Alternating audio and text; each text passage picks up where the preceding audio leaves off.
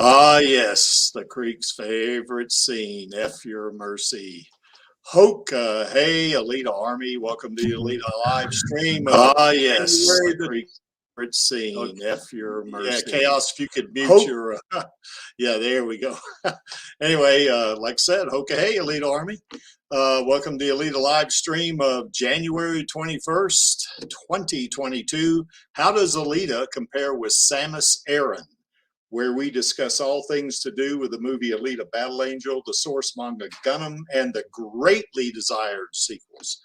I am your host, the Muskogee Creek from Denver, Colorado in the U.S. And with me, we have Chaos Nova from Ohio in the U.S. How's it going, Chaos? I think you're muted. Yeah, I think you're still muted.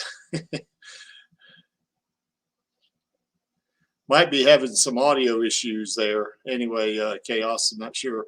Our co-host, Angelus, is having to work today, so he couldn't make it. So, looks like you got things going on audio there, Chaos. You hear me now? Yeah. I had like aggregate device settings, so that's probably why. Ah, okay. And like I was saying, Angelus is not going to make it. He has to work. Maxie may make it. I'm not sure about that. He's usually a couple of minutes late, though. And then Den, who requested a little discussion on Samus Aran, he's not here yet, but he may come in later, a little bit later. And I know a little bit about Samus Aran myself. Here we go. And, also joining us is Do Not Stand By. He's from near Denver, Colorado in the U.S., just like me. How's it going, Do Not Stand By? Going well. How about yourself, Nick? Real good, real good. Except for it being snowing around here. So, but that's the way it goes in Colorado, I guess. You don't like the snow? Yeah. Oh, I like snow. Okay. Yeah, it's all right. The only thing is it messes up my run. I can't get out because the sidewalks are too slippery and stuff like that. So I don't want to fall and bust my rear end. So anyway, and I guess, here we go. There's Den. How's it going, Den from Tampa, Florida, also in the U.S. How late am I? Oh, 7 minutes? No, about maybe a minute and a half, actually, or 2 minutes tops. All right. I'm going to be working out during the stream, so I may That's not okay. be able to answer all the questions. But all right, that's cool. Yeah, that's cool. We're real informal here on this stream. So anyway, how's everybody doing? How you doing, Chaos? What's going on there in Ohio? And I think you're muted. He's working out too. Yeah, either that or muted. So yeah, how about you? Do Not Stand By. How are you doing? Doing all right. Still feeling a little bit of the winter blues, but I think I'm recovering. Okay, cool. Anyway, get better soon, as they would say. How's your friend doing? The one that suffered the house fire. I started a GoFundMe for him, for the family. So how are they doing? Yeah, they're doing okay. They were able to get a rental in Boulder, which is near their daughter's school, and so far they're still working the details out with the insurance company about how much they'll be reimbursed. Okay. Yeah. Well, anyway, we got a little something going for them there, so we'll be able to get them a little extra money on that one too, I think. So. Yeah. Thanks for setting that up. Yeah, no problem. How's it going down there in Tampa, Florida, Dan? If you're not working out yet. I think my rotator cuff is fucked up. Uh-oh. Ouch. Yeah. Which is crazy because what's up? No, you go ahead. I was gonna say, which is crazy because I've been putting all my focus into running, and my rotator cuff of all things is what's hurting right now. God almighty. Do you do hangs? That's gotta hurt. No, but I should. Yeah, you're talking about hanging from the pull-up bar, right? Yeah, that's right. Yes. Yeah, I was just talking to my mom about that I should do that. Because I had trouble, with my rotator cuff on my right arm a little bit, and actually I was just doing heavy bench too many times every week, and like 3 times a week, and it kind of screwed up my shoulder a little bit. And I started doing hangs, and I went to a chiropractor too to kind of keep adjusting it, and it's a lot better now. Still kind of dings me a little bit from time to time, but it's not anything like it was, say, a couple of years ago. So Yeah.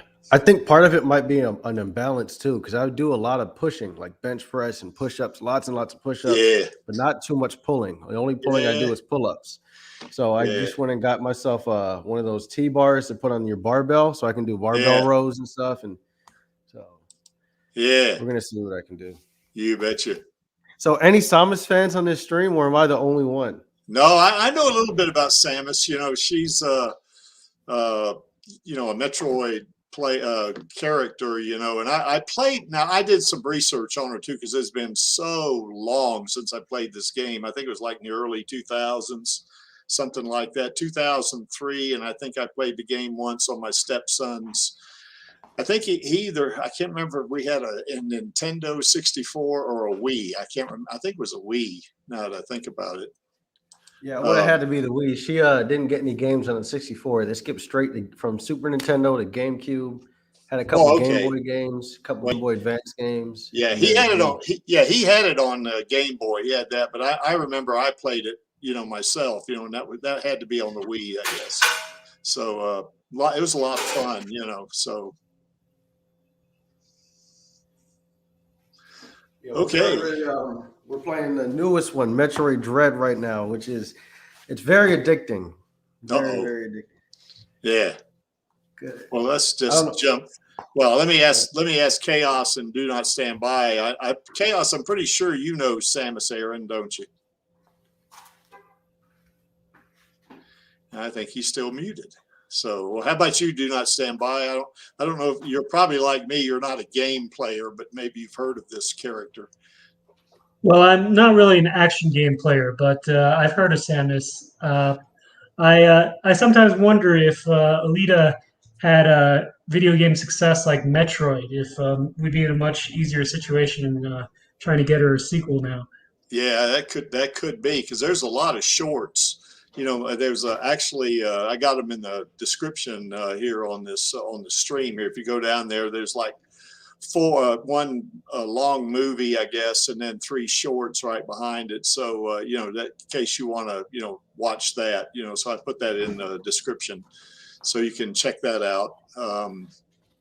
But yeah, it's she's kind of a cool character, and like Den would always say, she's a waifu. So anyway, so that's the way that goes. Which reminds me, Den, when are you having your waifu stream? Whenever I get some time. Let me know. As long as you got some waifus. Yeah, that's right. Well, we got some waifus, so that's cool. So, okay, I guess we can move right along here then. And this is going to be a, kind of a comparison, kind of like last week. We're not going to approach it as if Alita and Samus are actually enemies. Just like with since they're from different universes or different IPs, stuff like that. Initially, they might fight each other maybe, but they'd figure out pretty quick, that they're not enemies. So if there was a fight, it would probably be pretty short, before they figured it out, I guess. Alita will be like last week when we compared her to Spider-Man. She's going to be in her Berserker, her Tuned, or her Imaginos bodies. We're going to look at that. Now, we're not going to go into depth, on the, the way they, kind of, fight against different characters, although we will be talking about some of them for sure.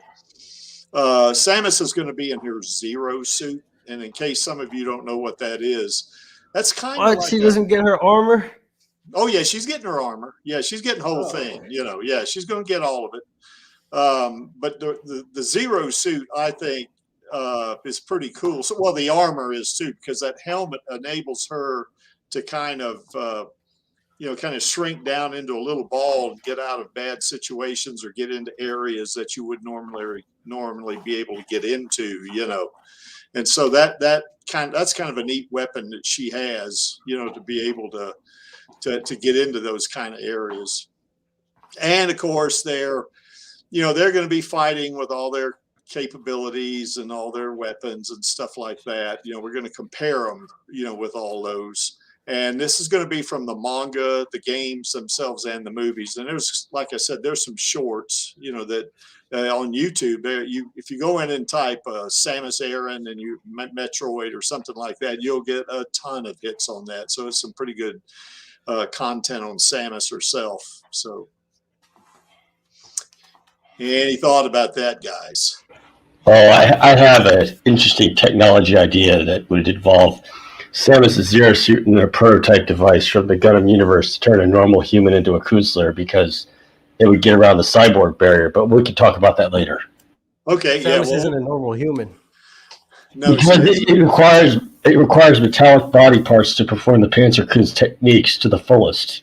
But you can get around it. There's a way. But just like Egon and Ghostbusters, I'm just going to defer it for a little while. Okay.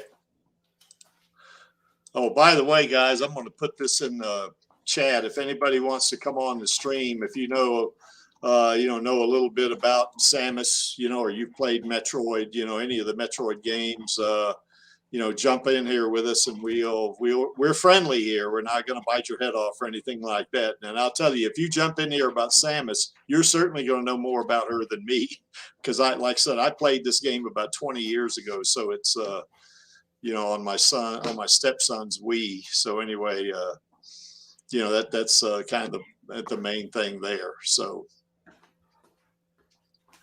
another thing. I'm not going to, just like last week, I'm not going to, compare Samus to Alita in her doll body, because that wouldn't be much of a comparison. I think if they were to fight and Alita was in her doll body, Samus would win easily. So, Samus is pretty powerful, she's got, she's got some pretty cool looking armor, and that Zero Suit and that helmet, she kind of has like a space helmet sort of looking thing that, we'll see it in a couple of the, displays here, but that enables her to shrink into a little ball, that kind of goes a bunch of places. So it's really cool, I think. Any other thoughts before I move on, guys? Cool. All right. Well, let's not stay on here too long, because you guys have seen this 100 times. So we'll just kind of get through this pretty quick. We know Alita's got superhuman strength. Certainly in her tuned body and her berserker body, she's got really a lot. She is many times stronger than a human, like orders of magnitude stronger. But in her Imaginos body, she is orders of magnitude stronger than she is in either her berserker or tuned body. Certainly she self-heals very fast, and she herself is very fast. Now, I don't know about her tuned body, because as I said last week, I don't know how fast that tuned body can go. We do know that it has an anatomy that looks like a real human. More so than the others. It doesn't have as much plasma function, and she does have a new Damascus blade, but that's right. That's mostly it. Buenos dias, Alejandro. Hola, hey, Rick, how are you? Oh, pretty good, pretty good. ¿Cómo está? Estoy muy bien, muchas gracias.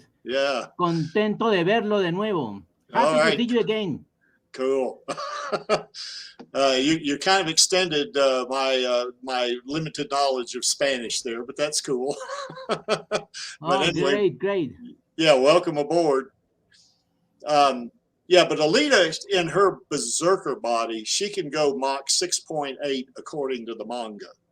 And I know I was able to calculate how fast she was moving in the factory when she was taking on the Centurions, which would have been her average velocity was 125 miles an hour, but probably that wasn't going in a straight line. She was jumping around and turning and stuff, and swinging her sword and stuff like that. So that would certainly take away from her top speed. So, but in her hypersonic body, according to the manga, she can go at Mach 6.8, which truly makes it hypersonic, not just supersonic. Anything that moves over Mach 5 is considered hypersonic.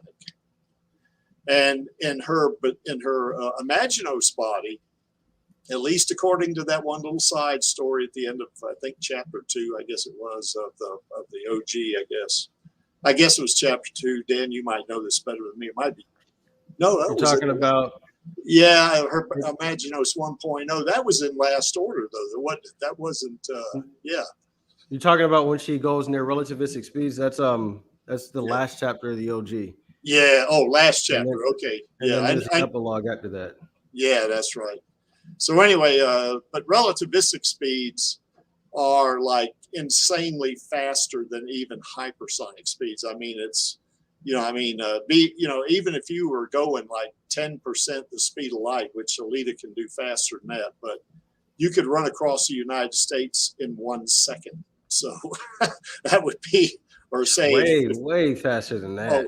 Oh yeah, she is way faster than that. Exactly. But I was just trying to put it in context there, So, I know a beam of light, if going in, full speed, that's complete relativistic speeds. And if it was able to go in a circle around the Earth in 1 second, it would circle the entire planet 7.5 times. That's right. That's exactly so across right. the U.S. is not even a second. That's like a fraction. I'm judging about the U.S. being approximately 2,000 miles wide, or I guess that would be 20, maybe 3,000 kilometers for those of us that are more familiar with metrics, because that inferior system of measuring. So anyway, but Alita can move near 186,000 miles a second in her Imaginos body, which is 300,000 kilometers a second. So that's insanely fast. I mean, it's just mind blowing and incomprehensible. She certainly has very fast reflexes and stamina for sure, being a cyborg, and those reflexes in her tuned body and in her berserker body are just like crazy fast. She can deflect bullets and things like that. But in her berserker body, it's so fast that, she can, when she's running at those relativistic objects and stuff like that. What's this? Who's getting arrested? I don't know. Can't be me. I was muted. So no. Oh, okay. It could be a fire too. You never know. Okay. Yeah, go ahead. Continue. Yeah, but anyway, Alita was in the armed military, the United Republics of Mars. She's also a bounty hunter. In other words, a hunter warrior. And keep those two bullets there in mind, because that's a direct comparison with Samus. Certainly she can self-modify, but with her it's subconscious. She doesn't have to repair herself with a screwdriver and a pair of pliers or something like that. Her nanotechnology repairs her if she gets injured. Certainly she can manipulate plasma, and in her Imaginos body, that plasma manipulation is godlike. It is like Thor, because she can call down lightning and stuff like that with it. Definitely knows Panzerkunst, which is the best or the greatest martial arts among among cyborgs. And we all know our girl, boy. She gets her mind on something. She's going to achieve that objective, and it's kind of like we say down south. And I imagine Dan has heard this. She is like a dog on a bone. So anyway, she's going to make it happen. So she has her eyes on the target. And she's going to achieve it. Okay, Sin of Sanity. I don't know anything about a Metroid manga. Do you guys know anything about that? Yeah, there was. It's considered like partially canon. It was a little bit retcon. Actually, even some of the games have been a little bit retcon. So the continuity is going to be a little with Samus. It's going to be a little back and forth, but for the most part, it's like Dragon Ball, where it's pretty straightforward. Okay. Jay, I'm going to agree with you just partially. We're going to get to this, comparing them, about their strengths and stuff like that. So we'll get to that. I think one thing Alita is going to have going in her favor that Samus, I've been trying to say Samus all the time because that's what she's called in the game. Alita can, if she's in even her berserker body, she's going to move at hypersonic speeds, or she can move at that. And just from what I remember from the game and the research I've been doing, I may be wrong about this, but I don't think she can move at those speeds, but I could be wrong about that. So anyway, put that in the chat. But that's not the only part. It's more complicated because Samus can also like chill the whole room and slow you down by just icing everything. Yeah, Samus has she is hypersonic, and she does have a lot of equipment. So that'll be like I think Samus, a good way to look at her would be like combining Master Chief from Halo with Batman. You know what I mean? Okay, all right. She has a lot of the combat experience that that Batman has. That Master Chief has a lot of like the straight up blunt force kind of stuff and equipment. But then also like with Batman, she's very resourceful and smart because a lot of the stuff you're doing as Samus in the game, she is a bounty hunter, which is also a former police officer, like a galactic police officer. And she is. And she's also somewhat of a scientist too, because a lot of the stuff you're doing in the games actually is studying and stuff, like scanning things, figuring out information about species and stuff and how the best way to fight species. And so she just has a lot of resourceful equipment too. So like what Chaos just said, there'll be things to slow the other person down as well. But she is hypersonic though. Yeah. But I'm just saying in the Metroid games, ice is a pretty good way to slow people down. You just chill down the whole room and everyone slows down. Cool. Well, she's pretty good then. Well, no, she can freeze like rivers of lava. She uses the ice attack. Oh, that's nice. Yeah, that's pretty amazing right there. But anyway, just going into her, then you guys kind of got ahead of me on that, and that's okay. I say in her zero suit, but I also mean in her armor. She does have superhuman strength. You know, I don't know what magnitude that is. You know, I played the game only one time, so I don't really know. And I did see some shorts that were done on her. Matter of fact, one of the shorts that I got down the chat, something the Sky called or something. Jessica Chabot was, played Samus, whichever one you want to call it. And I don't know if you guys remember her. She's one of the actresses that posted a tweet. You know, when when the Alita Army, I'm gonna say we, even though I wasn't in the Alita Army then, when we did that, banner, at the Oscars. She was one of the people that tweeted, "Wow, that's a lot of love for Alita," or something like that. So she kind of knew about Alita. But anyway, Jessica Chabot plays Samus, in one of those shorts. So you might want to check that out. Now I got normal human ability speed. We're going to change that, put it up in superhuman. If she can move at hypersonic or even supersonic speeds for that matter, doesn't matter. She's got superhuman speed. So, that bullet would go up top there. Now her reflexes and stamina, I don't know anything about that. I know it takes a lot to kill her when you're in the game. So, you got to assume that in that armor, she is very tough to kill, takes a long time to drain that life out of her, like Alita, she's a former military, kind of a, soldier type person. She was in the Galactic Federation Army. Now, Dan, you said she was a policeman too at one time. I didn't recall seeing any of that in my research. Yeah, I thought she was a police is what it was. I thought the Galactic Federation I thought she was more like a police officer. You know what I mean? Well, according to what I read, she was and what I saw in that one, there was that movie. It's like almost 2 hours long. I don't know if it's a fan movie or not, but certainly it wasn't shot by a major studio. She does relate that she was in the Galactic Federation Army, and her commanding officer was a guy named General. I can't remember their names. And of course she had a friend, I can't remember his name either, but he wasn't an officer. He was just a grunt, She's also, I think Den mentioned this a while ago, she's an intergalactic bounty hunter. So, she's kind of a loner, in that regard, that she goes after, various, I don't want to just say criminals, because she goes after more than that. There's some we're going to get to this. There's some pretty potent opponents that she goes up against, and we got a list of them coming up.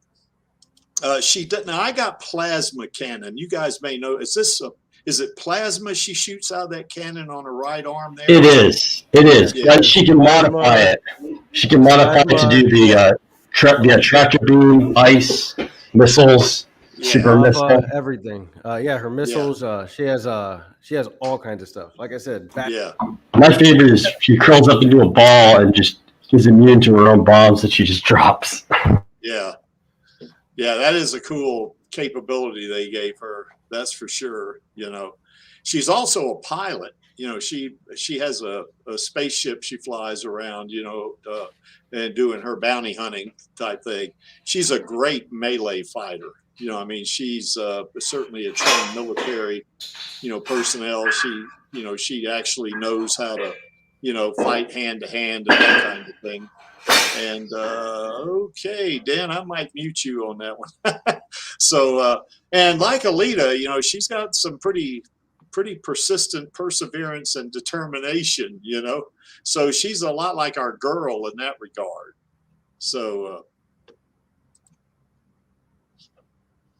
any thoughts about Samus? I'm sure that speed thing needs to be up in Superhuman, but anything else? She can use things against people faster than her. You do it quite a number of times in the games. Okay. One I mentioned is you just chill the whole room so that even though your opponents are faster than you, they're forced to slow down by the cold. Another is just using the tractor beam ability like a whip, so you grab them with that and swing around. Yeah. So you can't have a speed advantage, but she can counteract that in some ways. What about moving at relativistic speed, though? Does she have that weapon, is it effective against that kind of a speed? You never know. It's video game mechanics. I mean, it's like saying Super Mario Brothers crush a car if they jumped on it. I don't know. Yeah, exactly. So anyway, that's Samus in a nutshell right there. Pretty powerful character. And from what I remember playing that game, it was a game I can't remember. It was like in a dungeon when I played it. It was on the Wii. And that sounds like Metroid Prime. Yeah, Metroid Prime. I think that's what it was, because you go into this like a dungeon thing, and there would be like these arms or something that had an eye on them that come out and try to grab you, stuff like that. It was pretty fun, though. I enjoyed playing it a lot. Greek. Yeah. But when you play the game, maybe you have the possibility to use a lot of arms that this character have the possibility to combat with many different arms, like a very big army. I don't think they were arms. They were kind of.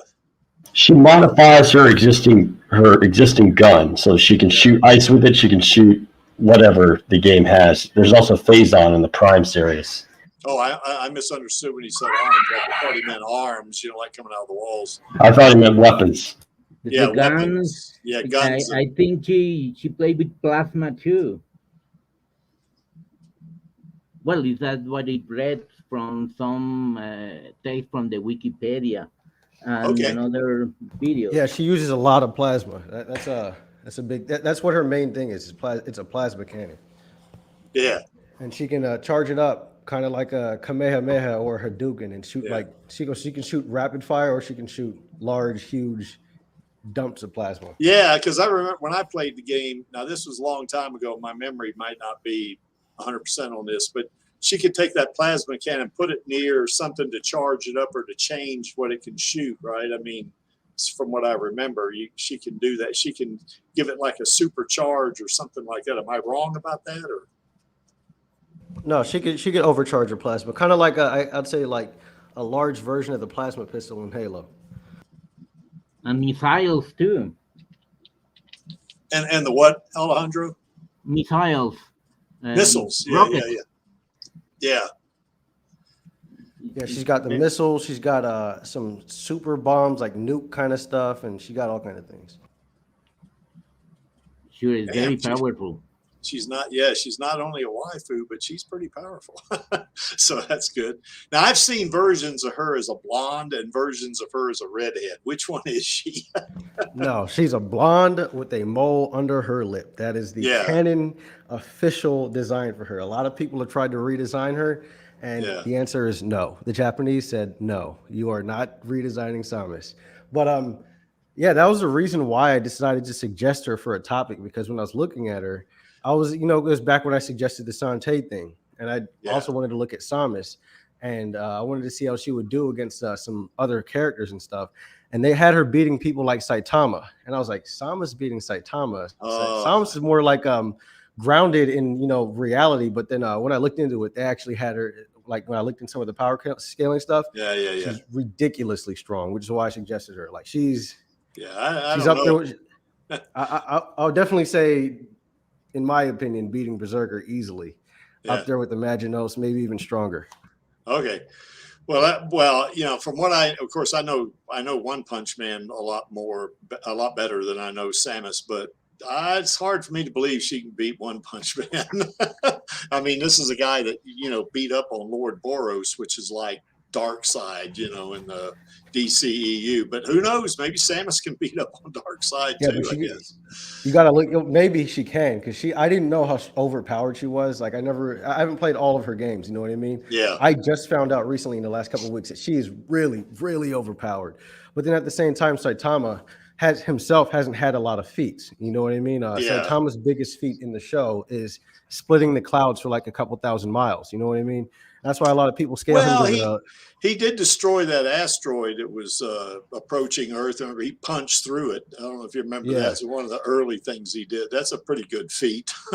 And those are like some of the biggest feats. You know what I mean? That's why a lot of people scale him to like, Goku and Krillin as a child. You know what I mean? Okay. Or some of like, some of the weaker characters there. You know what I mean? Yeah. Who was it? Like early Dragon Ball Master Roshi. You know what I mean? Yeah. But Samus, she scales to like at least the Saiyan arc. Like apparently, I haven't played those games, but that's just what I've read and seen in the videos and stuff like that. I was trying to catch up on the lore as well myself, because I didn't have a Nintendo Wii. So yeah, that game was fun. I remember playing it one time, but my stepson, he's got it. So anyway, that's of course now he's like 28 years old, so I don't know if he plays it too much anymore. Maybe he does. But anyway, there's Samus. She's pretty incredible, and cute too, to be sure. Okay, here are some of the. Change her design. Okay, go ahead. No, you're right. Yeah, I kind of like her as a blonde. But I have seen some artwork, and I guess it was a couple of the clips I saw on YouTube. She had red hair, or very light red hair. So I said, "What is this? Is she a redhead or is she a blonde?" So anyway, just looking at the opponents that these two have fought. To me, looking at these opponents, I think Samus has fought more powerful opponents on the right. I mean, every one of those opponents are pretty freaking powerful. Now, correct me if I'm wrong, any of you guys that know this better than me, but I think Ridley is just among those, those 7 opponents, is probably the weakest one. And as you go to Meta Ridley, Omega Ridley, Berserker Lord, and all those, you go down the list. Ridley, the one on top, would be the weakest, and then it gets stronger and stronger as you go down the list. Am I wrong about that, or what? I could exactly tell you, but I know Ridley is one of the most common enemies in every game that you fight. Not common in every game, but like he's a reoccurring villain, and I don't think he's that strong. I would say one of the more powerful ones she's fought that you don't have there is Dark Samus, which is the corrupted version of her. And then also for Alita, a couple that you should have put there is Den is pretty formidable. Okay, that's right. Yeah, Dan. Well, and not just that, but Dan is complicated. So go ahead. Agamabadi as well, because that's right. Even though he's not physically strong, both Samus and Alita have to do with technology. So, like I said, could Alita beat Goku, who's purely organic? You know what I mean? A lot of Imaginos Alita's power comes in the fact that she can control nanobots, and Goku doesn't have those. But someone like Samus does deal with nanotech and does deal with tech in general. You know what I mean? So so Agamabadi would be someone who's formidable for Alita that fits right in with these two. Okay. Well, I think the opponents Alita has there, of course, that is mostly from the movie, but you're right, Dan, it's like Chaos says, that's kind of complicated because he's kind of he's kind of a mixture of Chaos and Den, isn't he? I mean, well, I'm just disappointed how Den went out because it was like him versus Dr. Manhattan, essentially. Not fair. Yeah. So anyway, so Dan, you're right, Nagama Embody, he would be another one on the left over there. So I guess that makes that list not all inclusive. And of course, Samus's list is not going to be all inclusive either. But I think what I like about Dan is the fact that he's disembodied. You know what I mean? So yeah. You can kill him over and over and over again, and he could still come back. It's all up to whether or not Chaos wants to control him. So that's a tick for him as being pretty overpowered as well.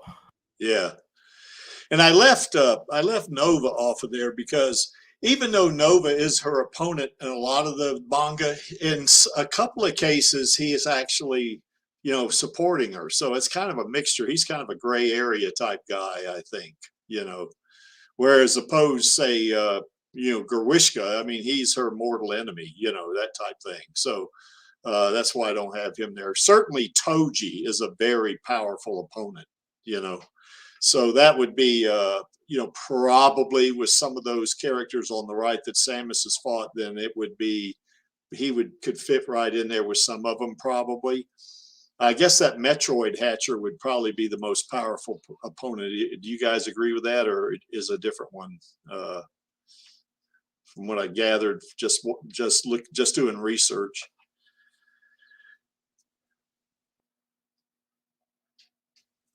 Anybody? Huh? Yeah, what I was saying is that I thought Metroid Hatcher was probably the most powerful opponent Samus has faced on the right. Of the ones we have listed there, I could be wrong about that because I don't really know Samus as well as I know Alita, obviously. So am I wrong about that? The Metroids are pretty formidable. Yeah. But the biggest thing in the first Metroid was chose just not to kill it, just take it as a sample. That was the mistake. Okay.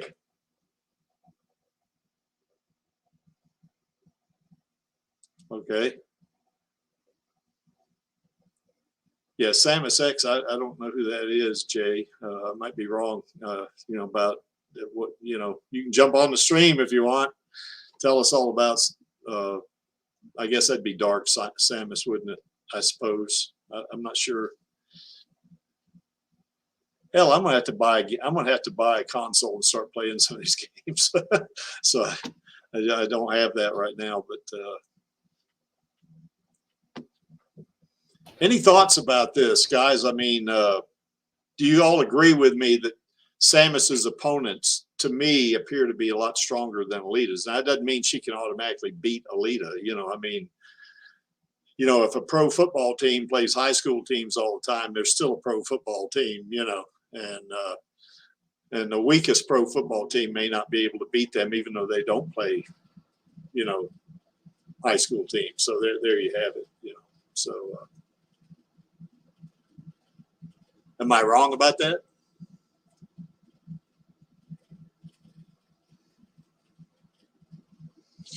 I know that Berserker Lord, he was pretty powerful from what I remember. I saw some videos of him. He's pretty tough to kill.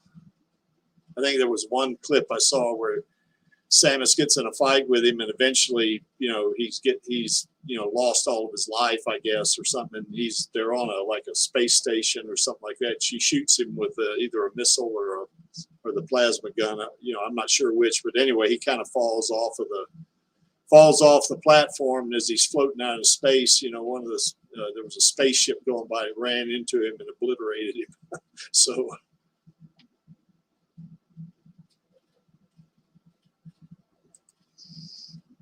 okay, so I guess SAX is kind of a genetically altered Samus, I guess, is what I think you're saying there, Jay. All right, cool. All right, we can do that. the Gundam mutants. Yeah, that would be a pretty good one. We'd have to fit Alita in there some way because I like to make the stream about Alita, but we can certainly do that. She could be argued to be a mutant if the Mars Chronicle origin were the case. Yeah, that's right. I'll send you the presentation with the definition according to Marvel Comics of mutants. Yeah. Or metahumans would also be. Well, that's the thing. In Marvel, not all people with special powers are mutants because people like the Fantastic Four or Spider-Man, their DNA changed when they were adults, so they don't count as mutants. Yeah. Well, and you look at that one guy that Juggernaut. He's not a mutant; he's a demigod. Yeah, that's right. So exactly. So he is a mutant in the X-Men movies. Not in Marvel canon. Yeah. So basically, I'm just saying it'd be an interesting matchup because not everyone in Gundam is a mutant. There's a few of them that are. Yeah. I wonder if Kishiro, if that also influenced Kishiro to put, because he has vampires in the manga, doesn't he? Right, but it's the vampires are be complicated. I mean, I guess you could maybe say they're mutants because not over 95%, according to the manga, of people who get that virus die almost instantly. So maybe there's some kind of genetic factor that means they don't die. Yeah. Or maybe they have some kind of natural immunity that enables them to certainly not die, but whatever capability that virus, because when the virus hits you, you kind of mutate yourself and it enables you to use whatever additional qualities that virus would impart on you, I guess. Right. I mean, there's a few people in Gundam that you can be certain are mutants. That would include Makaku because his genetics were at birth. Alita, yes. Chaos Nova, yes. I guess you could say Cerula is because, like I said, she was one of the 5%, less than 5% who did not die within minutes of being bitten. Okay. But the only thing I realized about this is that the ARs wouldn't count because they're just androids. So I don't know. Yeah, they were replicants, exactly. So now those ARs, gosh, it's been so long since I've read the manga. Were they were ARs of the Berserker body, were they not? Or were they the Imaginos body? I don't remember. No, they were tuned. Tuned, okay. That's right, because AR2 said, if I kill Alita, does that make me AR1? And she was a tuned agent when that happened. So yeah, you're right. Well, she almost killed Alita too, didn't she?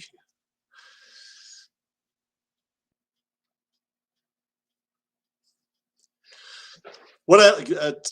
Tell me something else about Samus. You guys know about what makes her, kind of a, other than being a waifu den. What else does that make her in terms of an extraordinary, kind of character with extraordinary abilities? Well, she's 32 years old and has been doing this shit for years. You know what I mean? Since she was a kid. So I guess that puts her in a kind of like the same category as Master Chief and Goku. You know what I mean?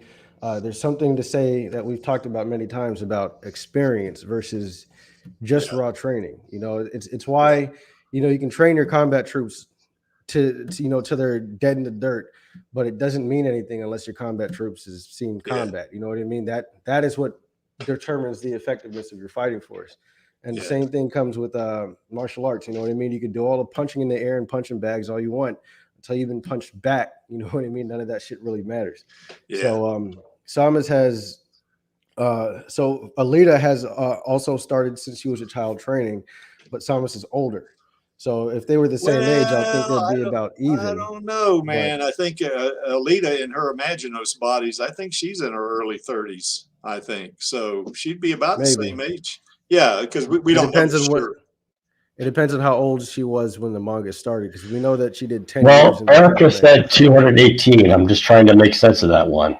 Well, I think if you said 18 plus 18 like 200 years ago, does that mean like 36 now? No, she was about 17 when she fell to Earth. Biological age is what we're talking about. I mean, like with Alita, there was a panel in the Last Order where Alita was recounting, remembering all the time since she was discovered, in the scrapyard by Ito. And she was about 14 years old, or maybe older, or maybe 17 because she was in the Urn. That's right.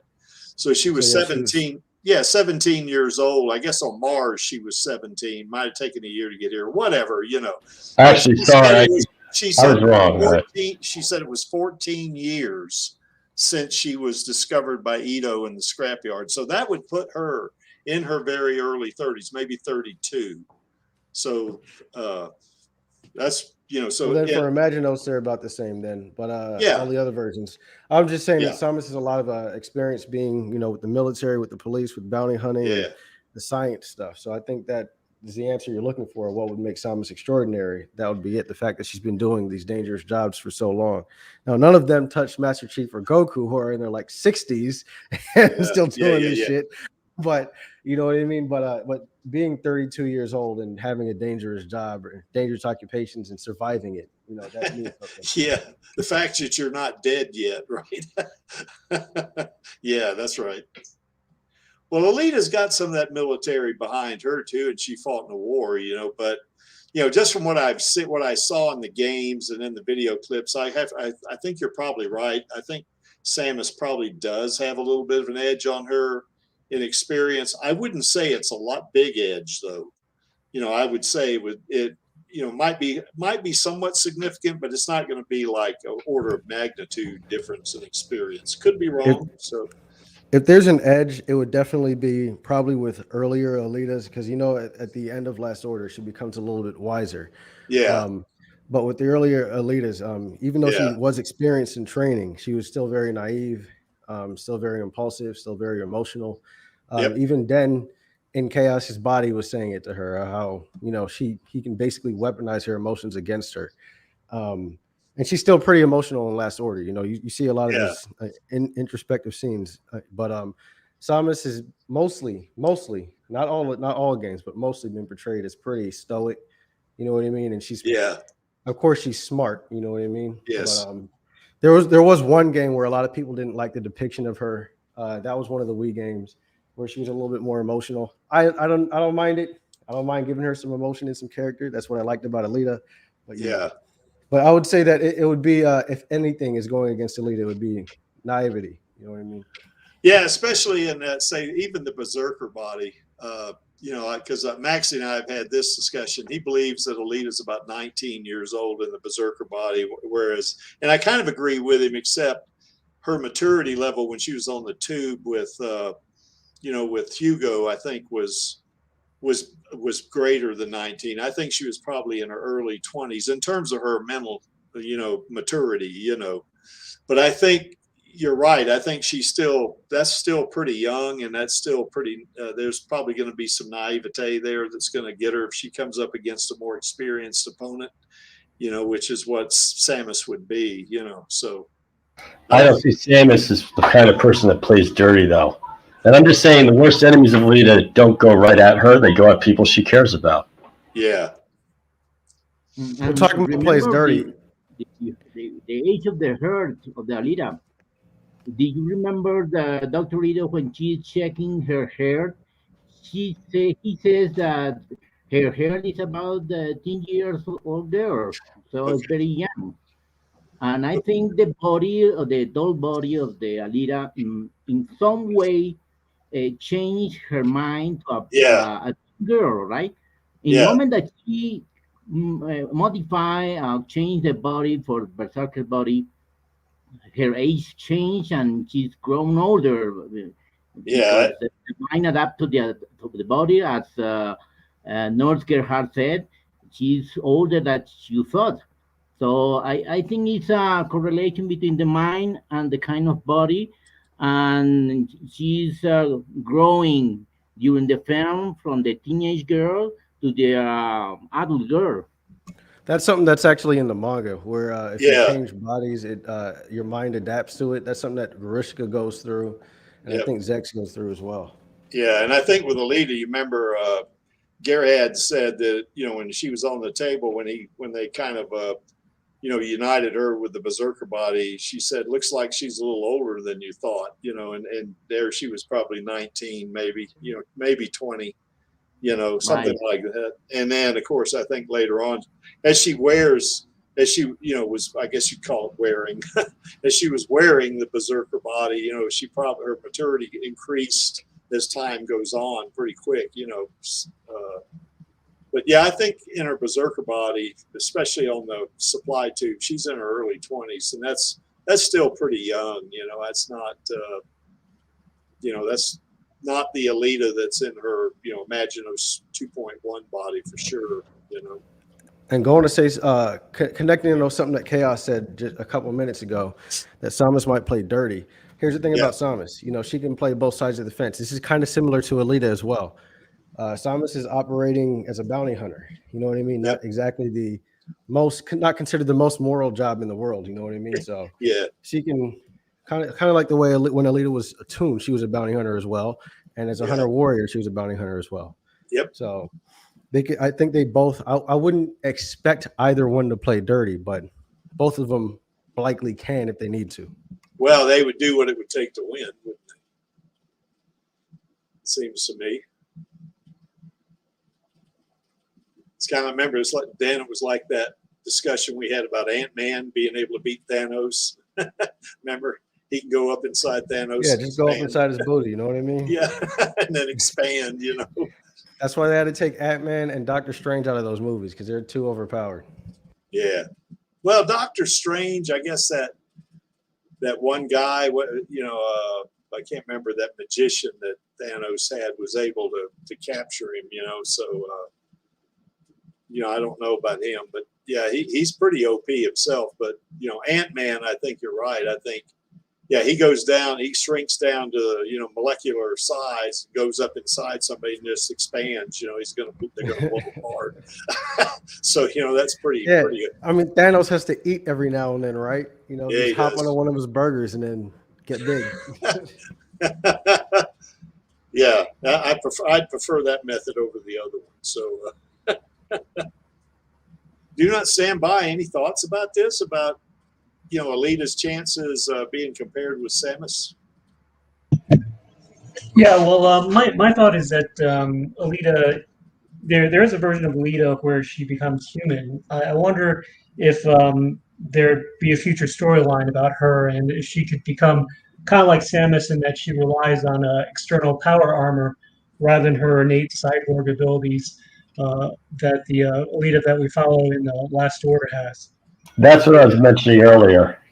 What if you could make a transmitter and a bodysuit that transmits to a dead AR unit, and she just controls the AR unit to do the techniques? Here's the thing we still got to remember too, is that Samus isn't just, you can consider Samus a cyborg too. You know what I mean? She has implants. She's not mechanically enhanced, but she's a cyborg in the sense of like Android 18 or Master Chief. You know what I mean? Like her down to her DNA is enhanced. You know what I mean? Yeah, so she's not like Iron Man, is she? I mean, she's got a suit similar to Iron Man. Well, Iron Man has implants at the end. Yeah. But Zero Suit Samus, without her armor, is still a formidable opponent. But Samus is completely human, right? She is, but her DNA's been altered, I think. I believe she also has implants or something, from what I'm trying to remember. Yeah, I don't. What are you looking at? Rule 34? I mean, what do you mean? Believe she has implants? Something that whatever it is that corresponds to her suit. I'm trying to remember. I think it's just a suit. Maybe wrong, maybe not. Well, you know, one of the things that occurred to me about Alita, you know, is that in her berserker body, you know, she's got that, you know, antimatter microreactor. That's pretty freaking potent right there. Now, Samus might be able to contend with that, you know, because she's pretty potent herself. But in her Imaginos 2.1 body, Alita is connected to not only Melchizedek, to where she can calculate within a nanosecond all the possible outcomes with a high degree of probability. You know, if she was to say they did fight, she would be able to do that because she's connected to Melchizedek. Plus, she's also connected to the singularity or the black hole, which is going to give her immense power. So I don't know. I don't know Samus as well as I know Alita. But it seems to me anybody that's connected to a black hole is going to be a super formidable opponent. So Samus is supposed to be able to control white holes. This is where I found out. I was like, really? Are you kidding me? I didn't see that happen. But apparently in one of the stories, she was able to nullify some black holes or something like that with some power granted to her. She did it with the white holes, which white holes are basically just inverted black holes, Yeah, that's right. So apparently she has that kind of connection to.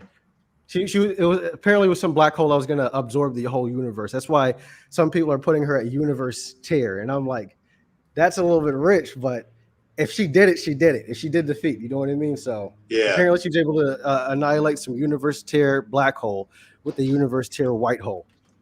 Okay, it's connected to. I would like to comment with the feature that you bring us in this slide, because we can see Alita with the black hair and brown eyes. Mm-hmm. But it's very curious that Samus, that was created by the Japanese too, she appears like a blonde hair and a blue eyes girl. And that's the real fight. Which is better, black hair or blonde hair?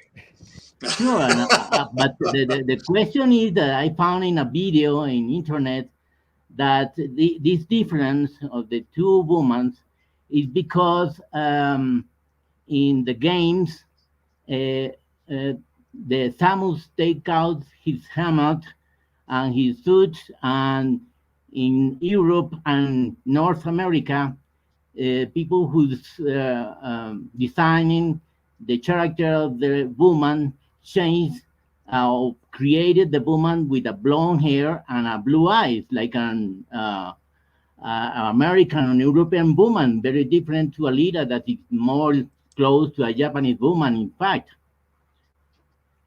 That's very curious.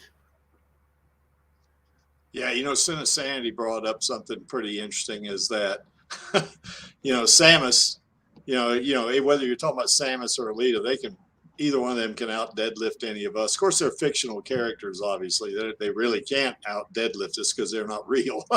But if they're real characters, I guess Jay says that he had read that Samus can actually lift like 5 tons, and Alita. She's really overpowered, like surprisingly overpowered.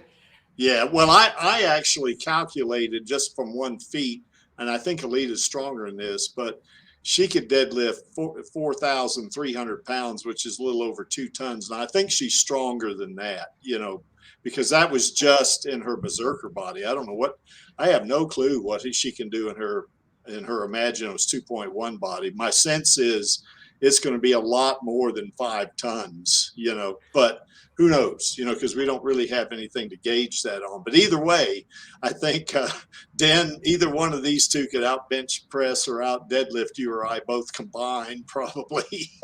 Well, I do want to add on to something that Alejandro is saying, and this is just my personal theory. Okay. But you were saying how Samus is blonde hair and Alita is dark hair. Yeah. Well, here's the reason why I think so. I think it's because of the medium that they were introduced in. So Alita was introduced in manga, which is primarily black and white. So her hair could have been purple in Kashiro's mind for all we know, but he inked it as black. Yeah. And then Samus was introduced on the original Nintendo with like 8-bit graphics, and her backgrounds are always really dark. So in order for her hair to stand out against the background, they made it a light color. I think it's the same reason why Shantae, the character who we talked about the last time I was on here, why her design is so appealing, because she started as like a 16-bit character, and so they had to have features stand out. So they made things contrast with each other and very, bright. So I think that's why these designs look the way they do to these days, to the mediums and the limitations of the tech they were using. Yeah, I think, Dan, you told me that when I downloaded Risky's Revenge, and you said that was the worst version of the games. So, Well, that's just the least popular one. I don't think it's a bad game. That's just the least popular one amongst the fans. I've only started the beginning of it.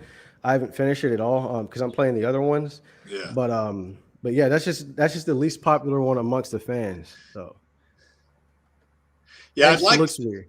Yeah, I would like to say, to Cinesanity and Jay,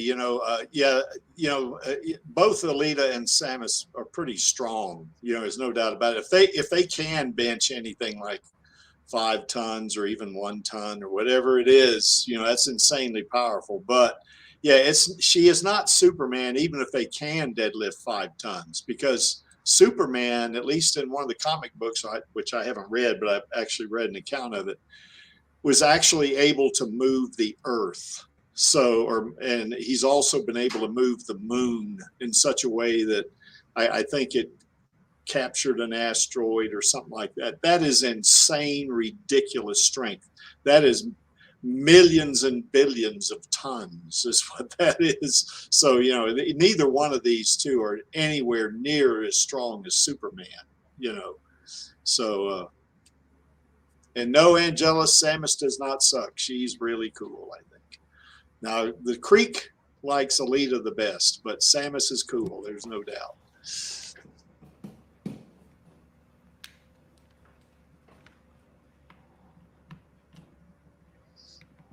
Oh, Jay says he loves Alita more than Samus. Okay, well, that doesn't mean that Samus is not cool, though, does it, Jay? I mean, she's definitely cool in Creek's book.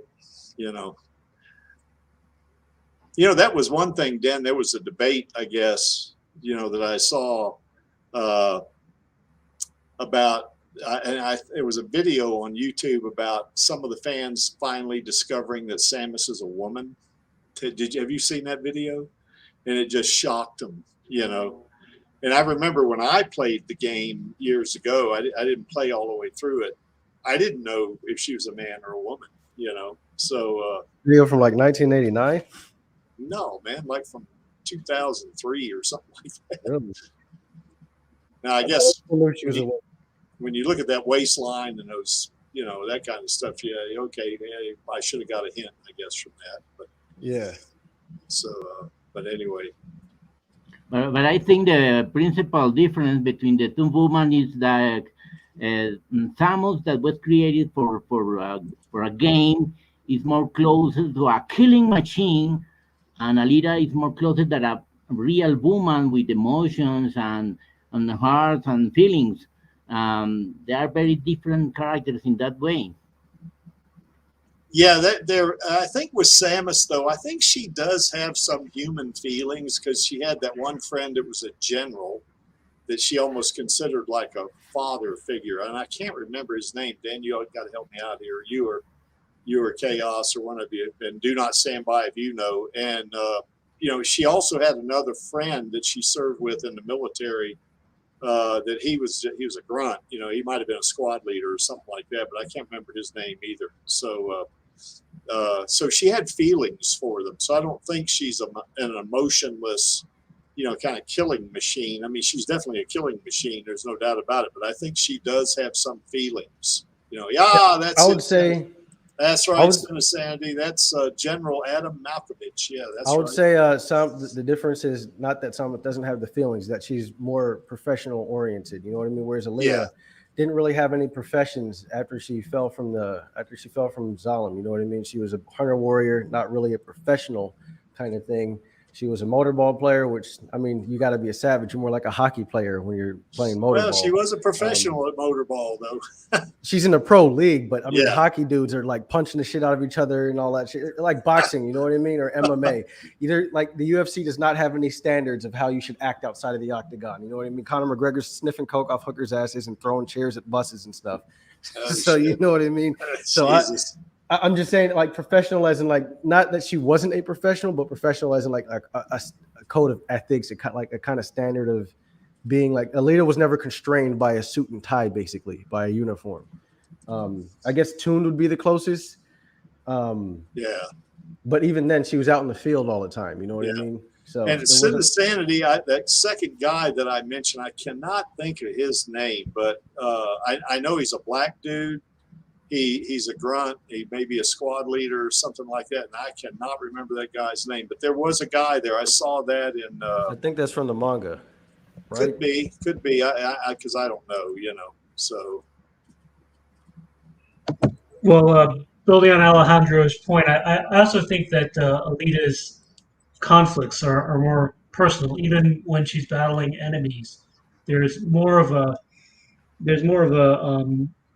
battle of wills, battle of the heart, and many of her enemies end up dying, being overjoyed that they fought someone as great as Alita. So it's a much more personal conflict when she engages with her opponents, even if they may not be as overpowered as Samus's enemies. Yeah, she does identify a lot with her opponents, doesn't she? She feels for them, whereas I don't get that feeling from Samus. I think it's like Den says, this is like a job. I'm a professional. I'm going to get it done. That's kind of what I think about her anyway, just from what I've seen, and just what little I know about her. It wasn't the norm, but she did take the actual Metroid that followed her back home. She could have killed it, but she didn't. Yeah, I remember that one too. That's how Super Metroid starts and Metroid 1 ends.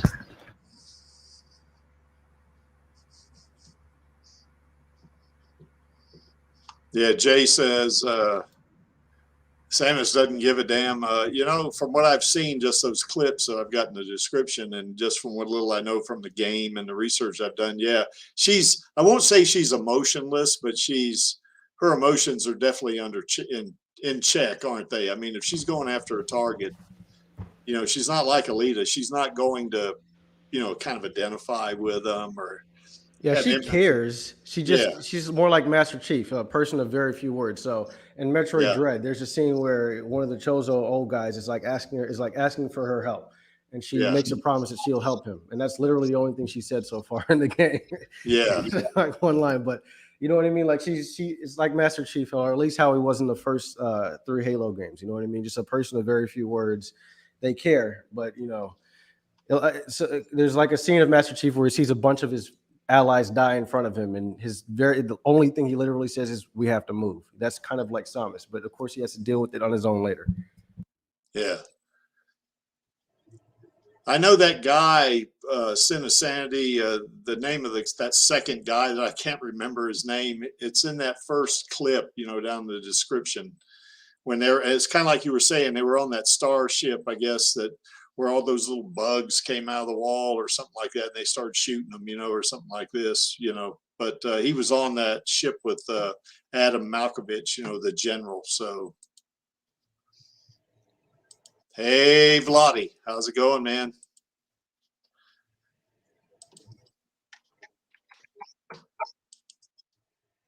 And like I say, if anybody wants to come on the stream, here is the link. So you can just jump right on it.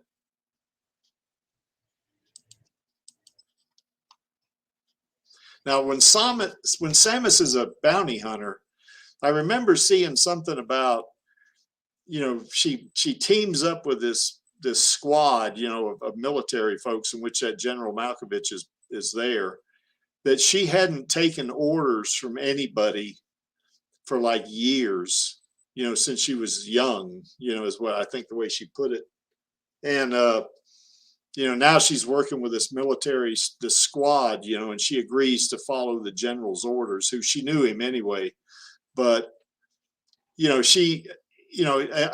got the sense from that she's a real loner. I mean, Alita's kind of a loner, she is a loner, but she establishes relationships with people along the way, doesn't she? I mean, more frequently, I think, than Samus does. I may be wrong about that too, because I don't know enough about her, but is that what you guys think? I mean,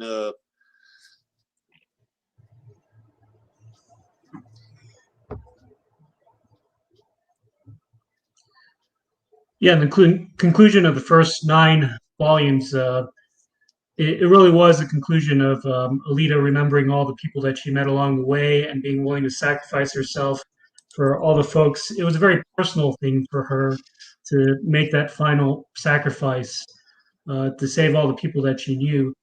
and to also honor the memory of all the people that died. So I thought it was a much more personal story for Alita on her journey. Yeah, I got that feeling too, just from what from what little I know of Samus. She doesn't get as involved with people as Alita does, I guess. Not that Alita's wearing her heart on her sleeve, which I guess I agree with Dan. She does from time to time. She has her moments, as I like to say, but Samus is more focused. I think she's more, like you say, Dan, she's more professional, I think. I don't know, you still working out there, Dan?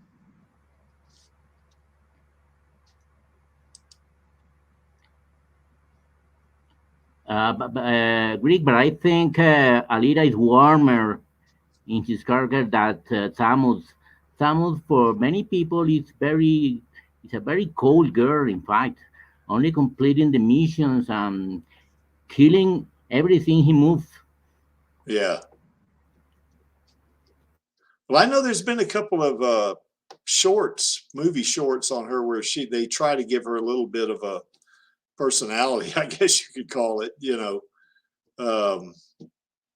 but from what I've read about the game, that didn't come into play there like Alita does in the manga and in the movie, I guess.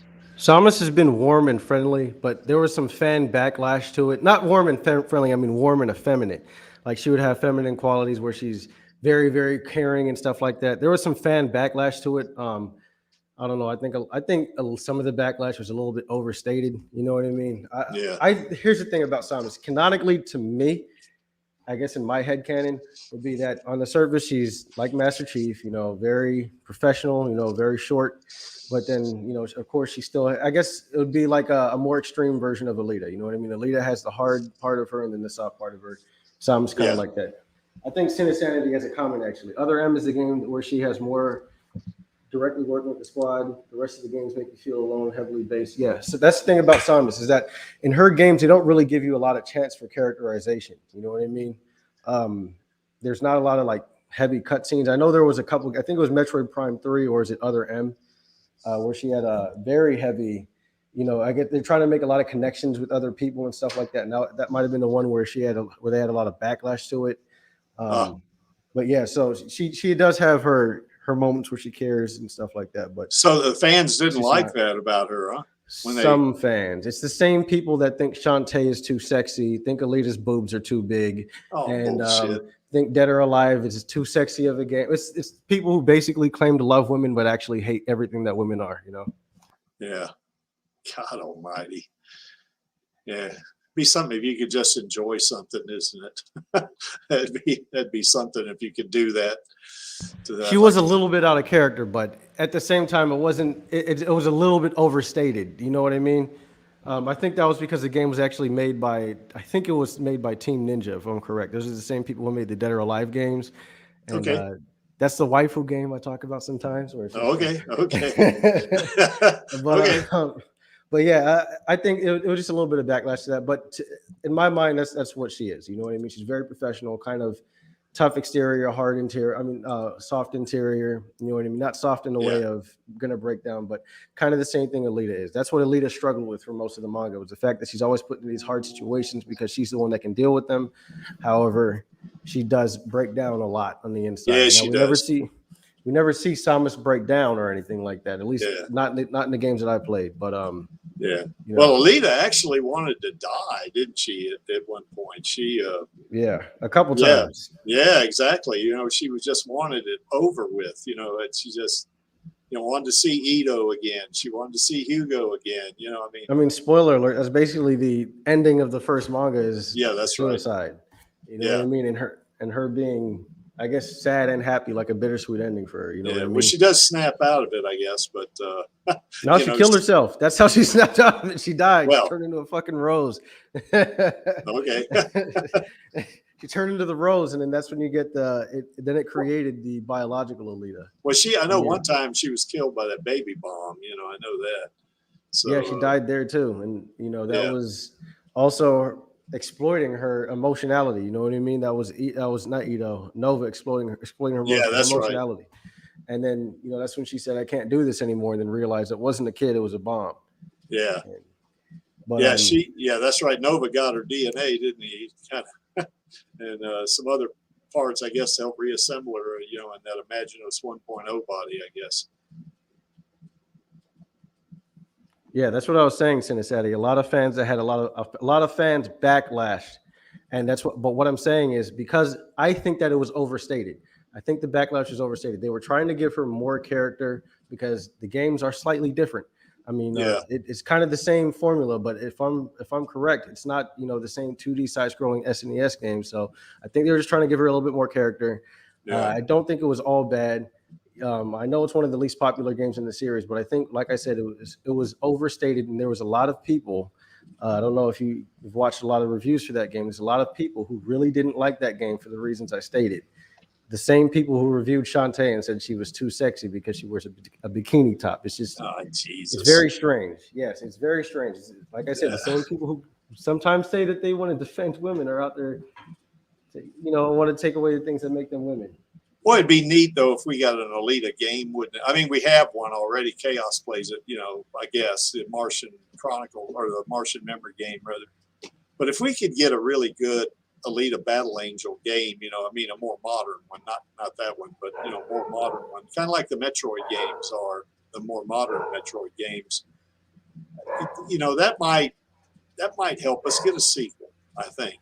Especially honestly, the latest Metroid game is a lot like I guess it went back to more of the formula of the older games, you know what I mean, or the handheld games as well.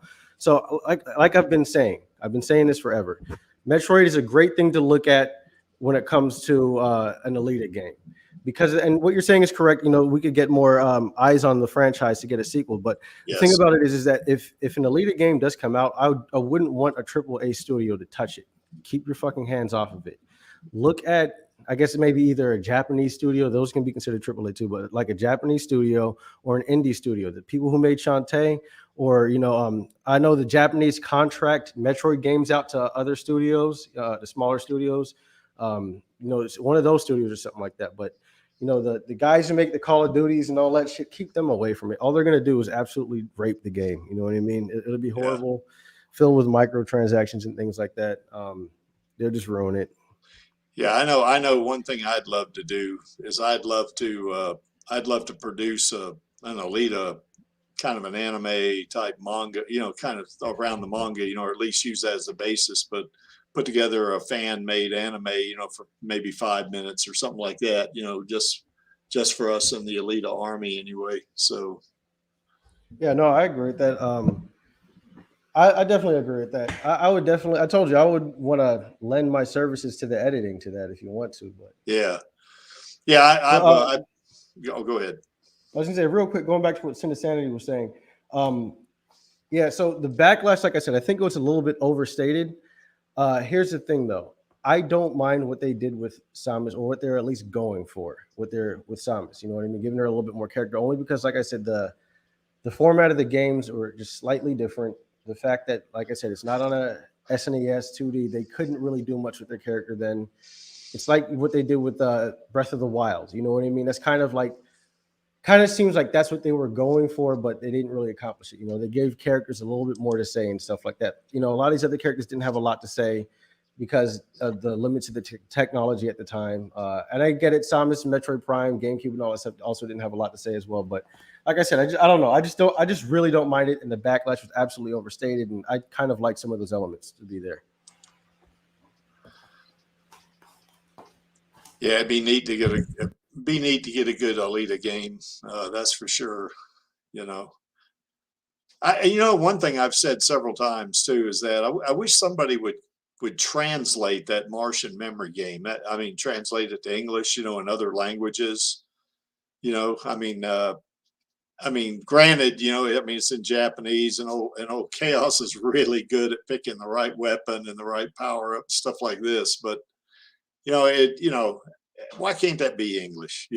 For me, why? It seems to me, if you got code, the code will be in text format. Certainly you can translate that. I don't know.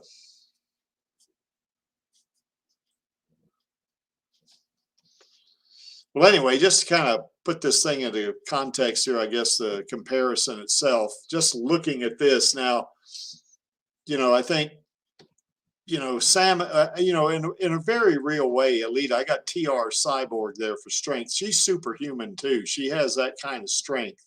But what I'm basing this on is that, she's more of a machine, particularly in Imagino's 2.1 body.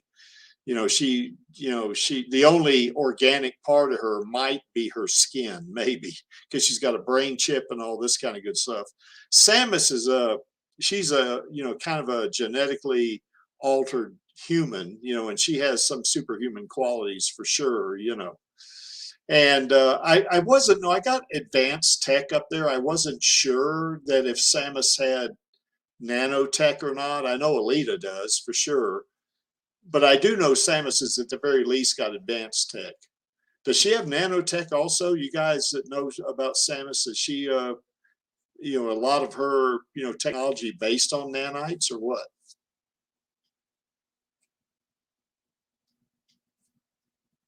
Anyone?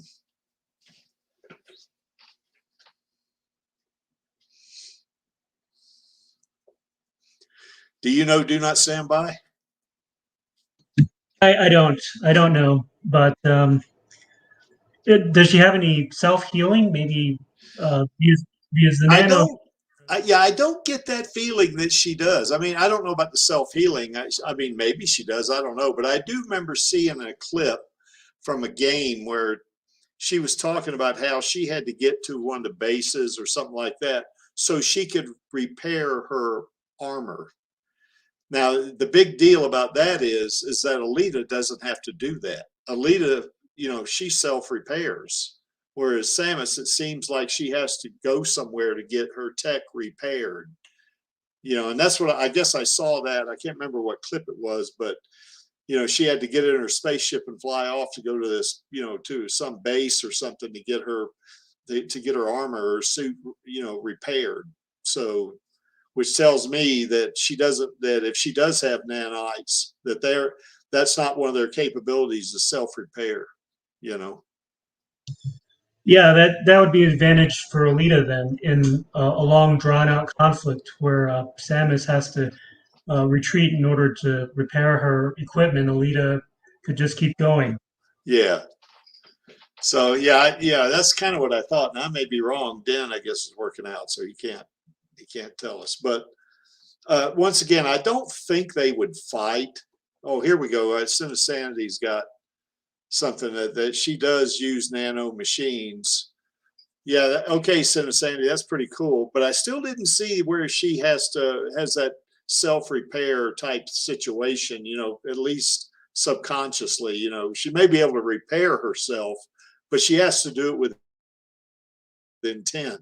She has to pick up a pair of pliers and a screwdriver, I guess, or have engineers do it or something like this to get her armor repaired. So I don't know. I think that's what I saw in a YouTube video. They both control plasma, don't they? One thing about Samus's special weapon that I like a lot, it's not just plasma. Yeah, certainly plasma is a pretty potent weapon, but she can charge that sucker up, that thing she has on her right arm, and she can shoot different weapons out of it based on how she's charged it up, So I think that's pretty cool, right there. Alita doesn't have that. Alita certainly can control plasma, and her Imagino's 2.1 body, she's got godlike control over that plasma, in the way that she can, kind of call down lightning and stuff like that, like Thor, But that plasma cannon, I think that Samus has is pretty neat, and I got their weapon, Damascus Blade, and of course, Samus, I got Zero Suit. I also mean the armor, too. One of the things I do like about Alita, she doesn't really need that Damascus Blade to use that plasma. I mean, certainly a Damascus Blade's pretty powerful, and as the pan says, that the edge has been honed to a monomolecular edge, it can slice through armor like butter, but she doesn't need that to use her plasma. Samus, her armor is very adapted, and she can do some cool stuff with it. She can shrink down to the size of a ball and kind of roll off somewhere, like to go check out an area that nobody can get in, or maybe just flee a situation if it gets too hot, something like that, And in terms of speed, now I didn't know how fast Samus was. I mean, I got very fast there from what I've seen in clips, from various games. She is pretty freaking fast. There's no doubt about that, But I didn't. Now, looking at a game, it's a different situation. I acknowledge that. But, Alita, she has at the very least hypersonic speed, if not relativistic speed. And that is ridiculous right there in terms of, power, And then fighting skill, once again, I know Samus was in the military. She's probably been trained hand-to-hand combat for sure. But I don't know what kind of style or technique she used. Whereas with Alita, I know it's Panzerkunst, So I don't know. Yeah, go ahead, Dan. I was gonna say with Samus, one of my sources here says that it says massively hypersonic, and she was able to run at supersonic speeds on a planet with gravity that has 960 times Earth's gravity, and she was still supersonic. So that's like Goku shit right there. That's what Goku. I mean. That's Goku and Vegeta training in 500 G. That's what that's like. Holy crap. So she can. Was there any mention in there, Dan, about her being able to move at relativistic speeds? Not that I see, but let's see. I'm looking through it right now. I didn't see. Some of them says that with the speed boost, she's actually faster than light. I know in Metroid Dread, and I'm playing right now, she's actually stupid fast. Like she's able to, like, kind of like the Kaioken, she's able to briefly move. It looks like, because she turns into basically like a portrait of light, a silhouette of light, and is able to like zip from place to place. Maybe yeah. Yeah, I'll show you. I'll show you if I can find a video of it. Oh, okay. Well, but my point is, it seems like speed-wise, they're probably pretty close to even then. This one says faster than light. Okay, here. so faster than light. It says massively FTL, faster than light. Holy crap! Yeah, Alita's not faster than light. At least in the gameplay that I'm playing, she's like basically turns into a beam of light and she's able to zip around. Christ. Okay, well, there's a lot I didn't know about her. I know Alita can run at like 90% the speed of light, which is stupid fast itself, but faster than light? Holy crap. So we'll have to rethink some of this stuff. Like, I've give Samus the edge here and Alita the edge there. If Samus is faster than light, then maybe that needs to go over, that checkpoint needs to go over to the right there, and that's what I'm saying. She's like Master Chief, but with Batman type gadgets. Yeah. But of course, with future tech, though, you know what I mean? Not with like 90s tech like Batman has, So she's got access to just a lot of shit that she's able to just steal off of people and use it. She gets a lot of stuff from enemies that she vanquishes as well. So say she's able to destroy, like, say if we did this like death battle style, a death battle will have one character win, and then the other character is able to come back. Like, say, Superman will beat Goku in his base form. Then Goku will come back as a Super Saiyan 4, If there was a scenario like that with Samus versus Alita, say Samus is able to destroy Alita's Berserker body, and Alita is able to come back in her tuned body, of course, in the context of death battle, or not her tuned, but her Imaginos body. But Samus would be able to take her scrapped Berserker body and use stuff from that, able to resource weapons from that. Of course, also she has some control over nanotech as well, so which is what the Berserker body is. So there's also that. Yeah. Well, I didn't, from my research on Samus, I didn't see any mention of nanotech, but certainly I'm not playing the game, so I don't know what that situation's like, Yeah, throughout the game, she's able to like vanquish enemies and stuff like. Of course, it's a lot for gameplay, but of course they're going to write into the canon that she's able to. Like I said, I'm not into the extended lore of the games, but within the game, she's able to vanquish an enemy and then take stuff from the vanquished enemy, which are mostly technological beings. You know what I mean? So yeah. Well, you see that in a lot of games too, don't you? Where you kill an enemy and then 2 or 3 weapons fall down, you go pick them up or something like that. So. One comparison I do like to make between Metroid and Halo is that the Chozo are kind of like the Forerunner from Halo. And the Forerunner in Halo had technology that was so good that it was indistinguishable from magic. And that's kind of what you see in Metroid when she's absorbing these enemies' abilities. You know what I mean? They kind of like this, and these are in like cutscenes. This isn't during games. So, that's kind of the things you would see. So like I said, if she was able to say vanquish Alita's berserker body, she would then be able to absorb the berserker body and take weapons, supplies, techniques from that and use it against Alita in her Imaginos body kind of thing. You know what I mean? That's just a hypothetical there. Interesting thought. So because the way I've kind of got this thing set up here, is that I got Alita winning, but now from what I've just our discussion, I think they're pretty freaking evenly matched, actually.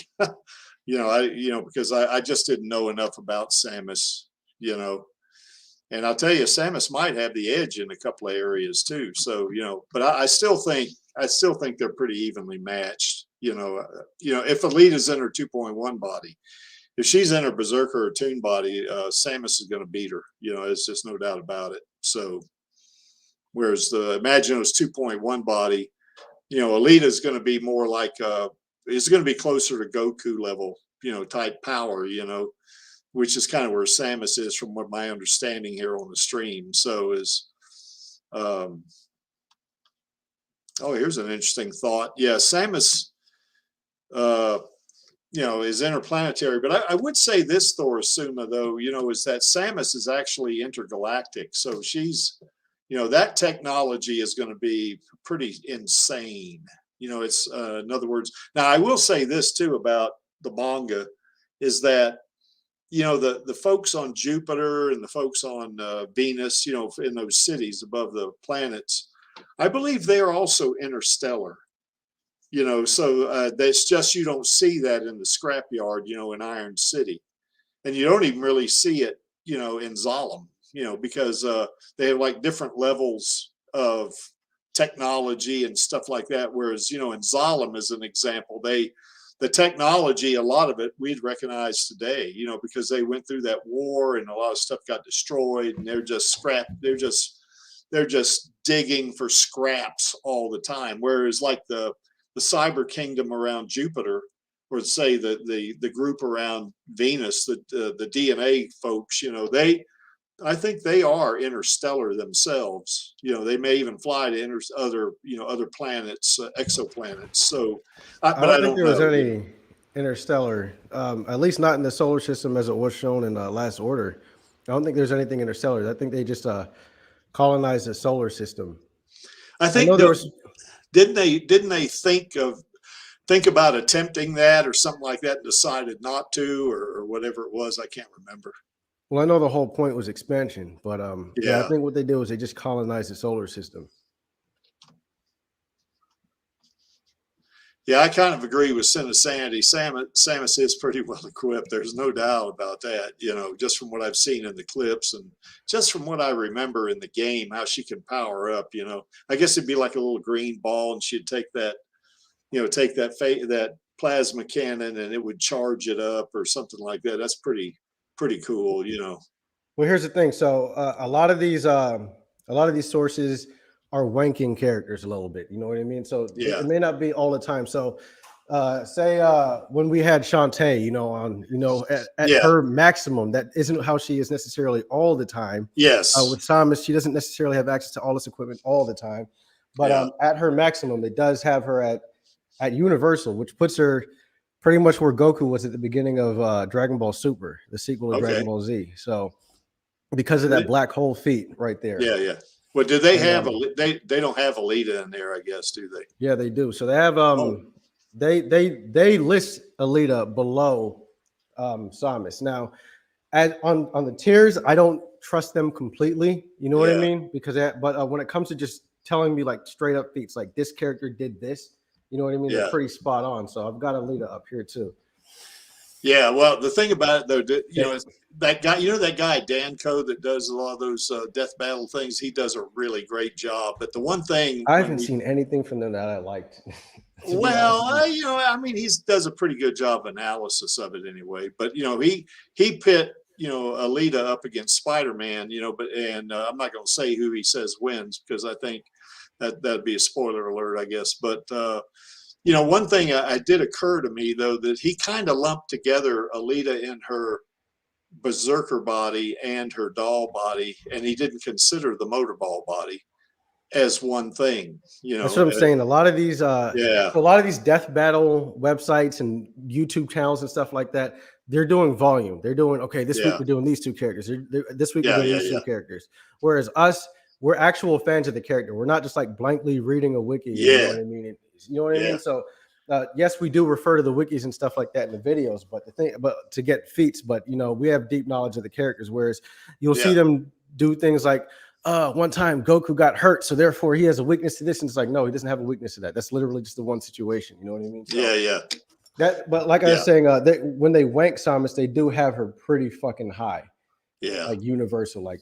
So that's they put her at universe tier. Yeah, but what level do they have Alita though? I mean, do they have her in what body do they have her in? Because you know, Alita. Imagine those 2.0 that have her at the lowest city block level and at the highest solar system level. Okay, what about the Imaginos 2.1 though? Do they have that? That's it. Yeah. Well, the 2.0, no, the 2.0 and the 2.1 are not the same. I mean, they're the same body. That's the one I'm looking at right now. Oh, okay. So they do have Imaginos 2.1 in there, right? At the lowest, they have her city block level. At the highest, they have her solar system level, and that's when considering helping Tumpo with the black hole and all that stuff. Okay. So I guess according to what Dan's looking at there on that website, Samus is probably more powerful. At her most powerful, that is. At her most powerful, yeah. Yeah. But like I said, they're not always like that. And Samus has a bad habit of losing all of her fucking powers at the beginning of the game. Yeah. Losing all her equipment. So, you know, there's that too. You know, I guess it depends on what level Alita was and Samus was and when they fought and what they had at the time, right? I guess that'd be what would determine it, I guess. And could Samus absorb anything from Alita? Because if they get on an even playing field, then that could suck too. That could suck for Alita. But then at the same time, Alita at her most powerful, most of her power came from the control of nanobots in the air, which could also spell something bad for Samus. Yeah. I mean, that's why I originally thought that Imaginos Alita could beat Android 18, because I always thought Android 18 was more mechanical than she was. Turns out she's more biological. But if Android 18 was more mechanical, like say Android 16, you know, the really big guy, Alita could beat him because he's stronger than Android 18. Yeah. But Alita could beat him, would have an easier time beating him because he's more mechanical. So the mechanical stuff when it comes to fighting against Alita is, especially the brain chips that they have. Well, they're really not androids, though. They're really cyborgs, aren't they?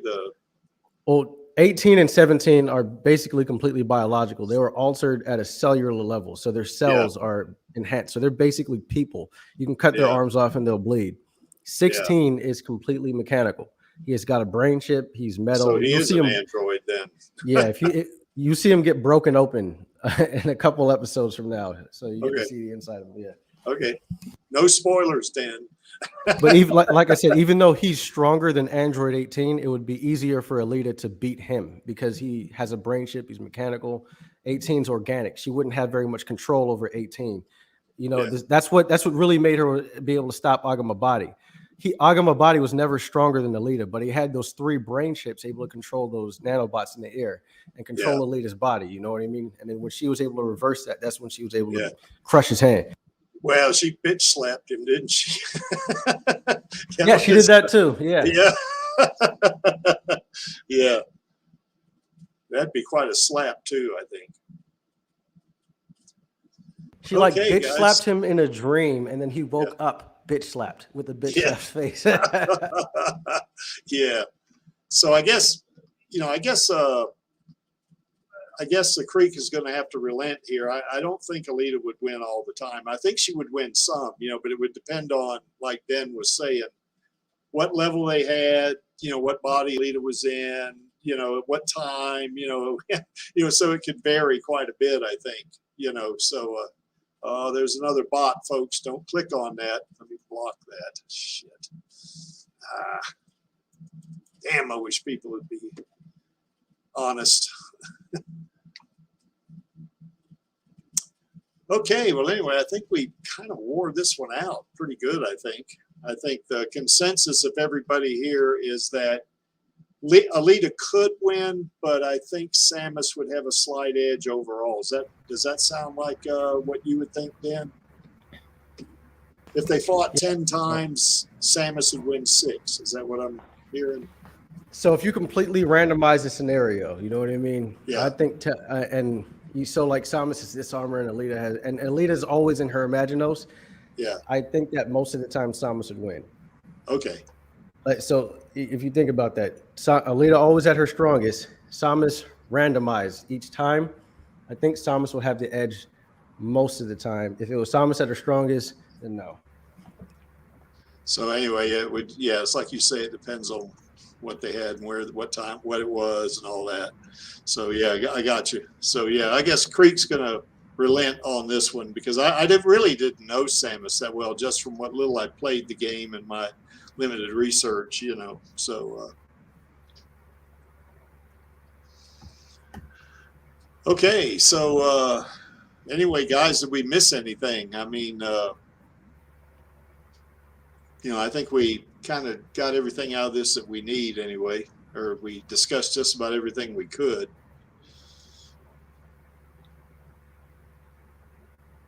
I don't know if Alita loves her Uncle Creek now, though, that he thinks that Samus can beat her, well, at least.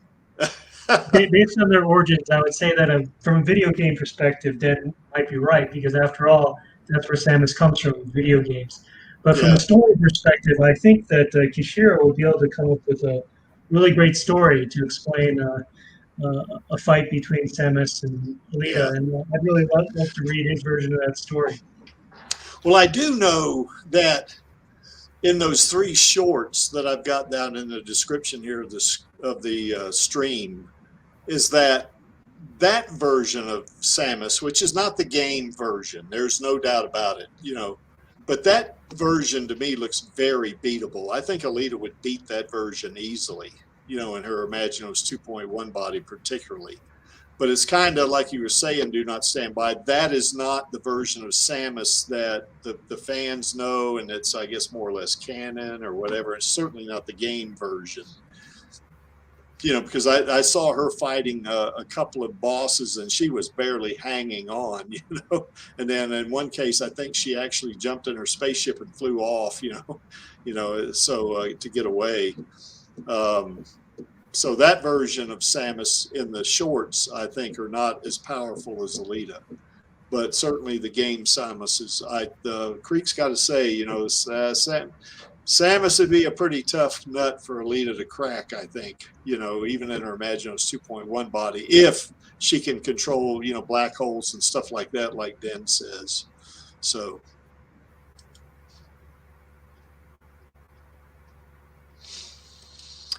Okay. God, I guess we've hit this pretty hard. Any last thoughts?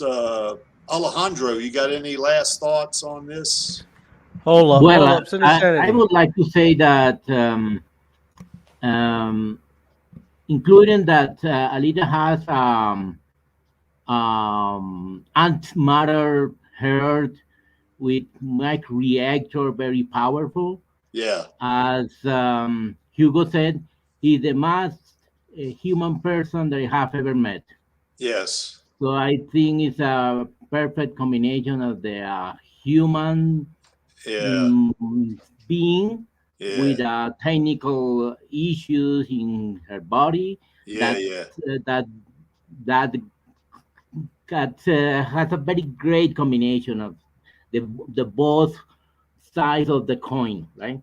Okay. But Samus, in my opinion, is more close like a woman with a very hard skills, arms and suits and training, and she only has the power to destroy all the universe, Yeah. but she does not do hurt.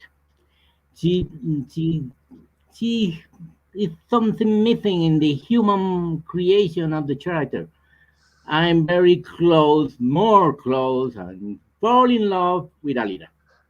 Yeah, I Forever. agree. Yeah, I agree with you. I think we certainly all, even if we win or lose, we all love Alita more. You know, there's no doubt about it. So absolutely. So that's a good point, Alejandro. Dan, you got any last thoughts? I was gonna rebut what Sin of Sanity said. Goku loses most of his fights. How much of Dragon Ball have you watched? Yeah. What a lot of people don't realize is that before Dragon Ball Z, there's actually like an entire another half of the show. And no, Yeah. Goku does not lose most of his fights. Actually, if anything, you could say it's pretty even with wins Yeah. and losses. With losses Yeah. teaching you a lot more than the wins do. You know, Well, one Goku thing I lost do. all of his Yeah. tournament fights is Yeah. what it Yeah. was. Yeah. Loses the first two tournament fights and then wins the third. That's a loss. Other than that, Goku pretty much wins most of his fights. Actually, that was the gag in the original Dragon Ball, was the fact that Goku was basically Saitama, who was a gag character that Yeah. couldn't be beaten. So he was really tiny, comes up to your knees when Goku was a kid, and all the characters that he would fight were these giants, and they would show up. You would think that they're going to win, and Goku knocks him out in one hit. That was the whole joke Yeah. of the original Dragon Ball. So Yeah. it was like One Punch Man. Yeah, yeah. Well, one thing I do like about Goku, not to get too far away from Alita here too, is that if he does lose, that's not the end of the story for him, is it? He trains even harder to get even better. You know, is what he does, and he learns from that loss. He's not oh no, I lost and go into a shell, you know, and he never wants to mess with that person. No, again, he's happy to lose. Yeah. He wants to lose. He wants someone to be able to take him down. But the thing about him that makes him interesting to people like me, especially being a martial artist, someone who's very into fitness and stuff, is the fact that you have to be a lot stronger than Goku to beat him because he's a fighting genius, right? You can't just be stronger and faster. You have to be smarter than him as well. Goku's been portrayed by fans who have only watched Dragon Ball Z on Cartoon Network as being some sort of idiot. He's actually not. He's a savant. He's a fighting savant like Floyd Mayweather. Floyd Mayweather cannot read, but once he's in the ring, Floyd Mayweather is Einstein, and that's kind of what Goku's surely he can is. read though. No, have you ever heard Floyd Mayweather read? No, Floyd Mayweather can't read. But in the ring, his ring IQ is off of the charts. Yeah. He can read the ring like no other man on this planet can, other than maybe Sanchai and Muay Thai. And that's what Goku's character is. You have to be a lot stronger than him in order to beat him in a fight. Do not stand by. You have any, did we miss anything? I mean, do you have any final thoughts here? Yeah, I think most of our discussion was focused on video game mechanics, and in that sense, I can see why Alita would lose. But in terms of theatrics, in terms of compelling story, I'd have to give a definite edge to Alita. No offense to Samus, I mean, it's just the Metroid games didn't have Kishiro, James Cameron, and Robert Rodriguez behind them. So the whole ending scene of Alita Battle Angel with the audience rooting for her and her looking with deadly intent at Zalem. I mean, that's all built up from incredible storytelling that I don't think Alita can be beaten by any other character right now. Yeah. Well, I do know from what I saw in those video shorts of Samus, which Jessica Chobot played one of them, played Samus in one of them. Alita would beat those characters easy in her Imagino's 2.1 body. She might even be able to beat them in her Berserker body. But that's not, like you say, do not stand by. That's not the game Samus. The game character Samus is a lot tougher than what they got in those video shorts, I think. So, it's almost like, I mean, I enjoyed those shorts a lot. I watched all three of them, and I watched most of that long movie one, I guess, called M Order or something like that. Anyway, it's down there in the description. But it's just like people that write stuff for, like, now neither one of these characters I'd consider as a superhero. You know, I think they both have superhero qualities for sure and abilities, but they're not superheroes per se. You know, I guess you could make more of a case of the game character Samus being a superhero than Alita perhaps. But you know, it's like people that write this stuff for these kind of characters, they don't know how to write for an immensely powerful character like that. At least that's what I think, you know. So anyway, but I kind of agree with you. I think certainly the Creek loves his niece more than he does Samus, but he thinks Samus is pretty cool, you know. So Chaos, well, any last thoughts?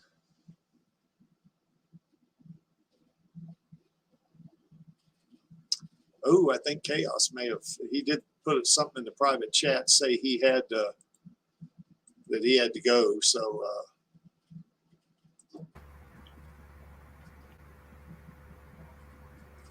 okay, so since we have no final thoughts here, I guess I just want to alert everybody to the fact that Radio Chaos episode number 99, we're going to celebrate that. That's a big deal, you know, for us in the Alita Army, obviously. The 99th episode, and we all know why 99 is real important, don't we? So anyway, we're going to have a discussion about that at the beginning. Certainly, Angelus and I are going to be on that stream. I think, Angelus, you're out there in the chat. I think you're going to do the news, and then you might have to take off again. And I think Starabellion's he's going to be the stream manager. But the Creek is going to be there, and so is Maxie, and the whole crew is going to be there. So that's going to be pretty cool. We're going to watch Alita, you know, which is always a really neat thing to do for us, anyway. Okay. And then, of course, we all know what to think, what the Creek thinks of this lady. She's number one in terms of being an actor in the Creek's book. I mean, she's great, you know, and we need to get her that sequel. You know, that's for sure. You know, I mean, you know, she's did a hell of a job portraying Alita. You know, it's just really super. And she's pretty, too, so that doesn't hurt. So anyway. Okay, I guess why is this image here? Well, we all know that. It's there because the Creek likes it, and he's running the stream. And, you know, to paraphrase Gawishka, it's not only I'm only here for our girl, but we're here for our girl, you know, and the Alita Army. That's great. Cool. All right, guys, any last thoughts at all? For the next live stream in the 99 episodes, I think it could be great to remember some comments about the numerical aspects of the numbers in the characters of the films, because Alita have the number 99, the episode is 99. This year is 2022. There are 3 2s. And I think it's a very specific, maybe he got a very interesting interpretation, like, for instance, like the scenes like Alita is looking herself in the mirrors. Okay. Because you have 3 mirrors during the film, but there are another in the arm ship, because it's reflecting in a very specific metallic sphere that is inside the Berserker body. Okay. This is the zero. And I think it could be a very interesting aspect about these numerical elements. Okay, well, I'll try to remember to bring that up tomorrow, you know, but Alejandro, are you going to be in the chat tomorrow for that one? I don't know. I would like, but the problem is that this is Saturday. I have to go out with my girlfriend, and I have another Alita that is more violent, and it's very hard to trade, and I think it's not possible. But I would like to share with you maybe some moments. Okay. All right, I'll try to remember to bring that up tomorrow because we're going to have a brief discussion before we actually start watching the movie. You know, so we'll do that. So anyway, thanks for that feedback, Alejandro. And Chaos just came back, and of course he had to step away. But Chaos, you got any last thoughts before we do the call to action? It was a pretty interesting idea, scenario. It's tough to say much about a video game character because it's just something you play as, if you know what I mean. Yep. Yeah, it's pretty tough to compare a video game character to a movie or a manga character, you know, because the movie or the manga is going to have a kind of like a story behind it. It's going to be grounded more in reality, I guess, in my opinion. And a game, it's kind of like you were saying, you're playing that as you know, to kind of kill the boss and you know, solve the whatever puzzle that's in front of you there, you know. And certainly that's you know, that's going to be the primary thing behind that. So yep, I agree with you. And Jay, yes, we can do other female characters in the future. I remember there was a stream early last year where I compared Alita to a whole bunch of movie female characters. I think one of them was Sif. The other was Black Widow. The other was Captain. I don't mean to interrupt too much, but if we do Gundam versus X-Men, like most of the mutant characters from Gundam will be female. Yeah.